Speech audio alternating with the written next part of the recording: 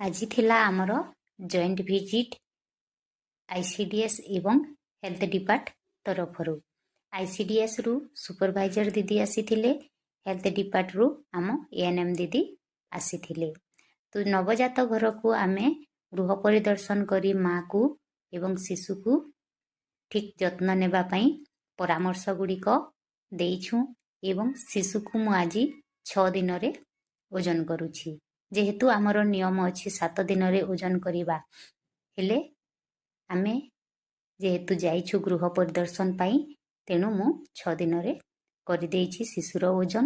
ଓଜନ କଲା ପରେ ଜାଣିଲୁ ଯେ 200 ଗ୍ରାମ ଓଜନ କମିଛି, କିନ୍ତୁ ଏହା ଡରିବାର କୌଣସି ଆବଶ୍ୟକତା ନାହିଁ। ପ୍ରଥମ ସପ୍ତାହରେ ଶିଶୁର ଓଜନ କମିଥାଏ ଏବଂ ଦ୍ୱିତୀୟ ସପ୍ତାହରୁ ଶିଶୁର ଓଜନ ବଢ଼ିବାକୁ ଲାଗିଥାଏ। ମା ପେଟରେ ଥିବା ସମୟରେ ଶିଶୁଟି ପାଣି ଭିତରେ ଥାଏ, ତେଣୁ ସେ ଫୁଲିଲା ପରି ଜଣାପଡ଼େ ଏବଂ ଓଜନ ବଢ଼ିଥାଏ ଏବଂ ସେ ବାହାରକୁ ଆସିଲେ ସେଇ ଜଳୀୟ ଅଂଶ କମିଥିବାରୁ କିଛି ଶୁଖିଲା ହୋଇଥାଏ।